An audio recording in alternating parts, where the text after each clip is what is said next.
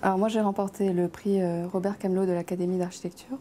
Ce projet il récompense plutôt la démarche de projet de fin d'études et aussi l'insertion urbaine, mais aussi le programme choisi pour le projet, mais aussi l'innovation. Donc mon projet consistait en la conception d'une philharmonie dans la ville de Québec, plus précisément une philharmonie au cœur d'une nouvelle cité des arts.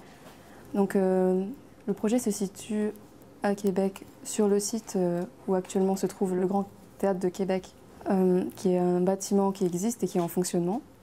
Ce théâtre a été conçu par Victor Pruss en 1963 et son concept était de rassembler tous les arts de la ville dans un même bâtiment. Donc il a superposé plusieurs fonctions, un petit théâtre ainsi qu'une grande salle multifonctionnelle avec plusieurs programmes autour, des espaces de foyer, des cafés, mais aussi des espaces pour les comédiens. Et actuellement, ce théâtre a une structure tramée extrêmement régulière, avec des façades en béton préfabriquées, mais qui se dégradent. En 2011, ce théâtre existant a fait l'objet d'un appel d'offres pour une possibilité d'extension, mais ça ne s'est jamais fait. Et en janvier 2015, il a fait l'objet d'un appel d'offres pour la réfection des façades.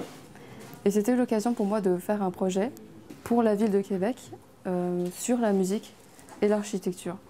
Et un premier entretien avec la PDG de l'Orchestre symphonique de Québec m'a permis de mettre en évidence qu'il y avait un besoin dans cette ville, notamment pour l'orchestre symphonique, parce qu'actuellement il joue dans une salle multifonctionnelle frontale et qui ne permet pas d'avoir un rapport entre musiciens et auditeurs très proche. Et aussi, ils sont un peu contenus dans une conque qui permet d'améliorer l'acoustique de la salle, mais qui n'est pas une solution qui pourrait s'aligner sur les autres salles de concert qui existent actuellement. Je pense à la Philharmonie de Paris, aussi à la Philharmonie de Berlin. Et actuellement, il y a une philharmonie à Montréal. Mais dans la ville de Québec même, il n'y a pas de grande salle pour accueillir l'orchestre symphonique à sa juste valeur. Donc mon projet de fin d'études consistait à faire une extension sur une superstructure au niveau du Grand Théâtre de Québec.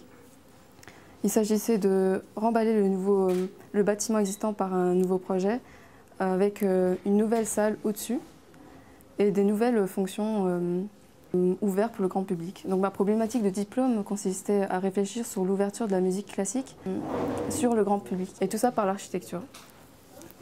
Donc l'ouverture pour ce projet passe à la fois par le programme, donc un programme à la fois qui rassemble des étudiants, mais aussi des professionnels du métier, les comédiens, les musiciens, mais aussi le grand public et les familles aux étudiants.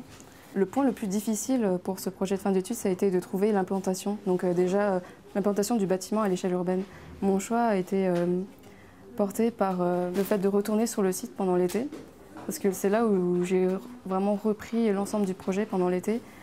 J'ai réanalysé la ville et il m'a semblé assez intéressant de faire une extension en hauteur afin de permettre de mettre en scène un peu le bâtiment dans son contexte, mais aussi de mettre en scène le contexte depuis le bâtiment. Le programme s'est vraiment articulé autour des besoins de la ville. Donc j'ai eu accès à des documents confidentiels de la ville de la Commission capitale de Québec qui m'ont permis de mettre en évidence des besoins à la fois pour rassembler tous les conservatoires de la ville, donc conservatoire de musique et conservatoire d'art dramatique qui sont éclatés un peu aux quatre coins de la ville. Donc il s'agissait de rassembler des fonctions culturelles dans un même bâtiment et de rendre tout ça dans un bâtiment compact afin de rassembler le maximum de personnes possibles et d'avoir plus de mixité sociale.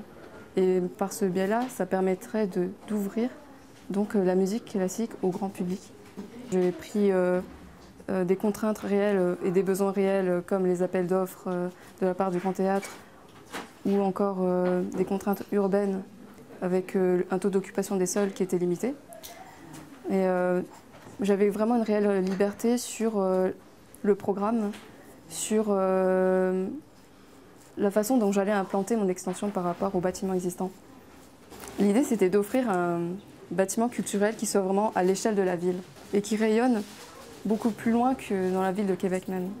Mais c'est surtout le résultat de quelque chose qui m'a un peu passionnée, c'est que j'aime beaucoup la musique et j'aime beaucoup l'approche qu'on peut avoir et les parallèles qu'on peut faire entre la musique et l'architecture. Et j'avais fait un mémoire de master sur la composition architecturale musicale.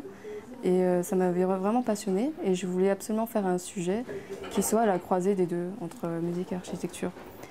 Et ce sujet-là, de vouloir faire une salle de concert de musique classique, parce que j'avais envie d'expérimenter quelque chose.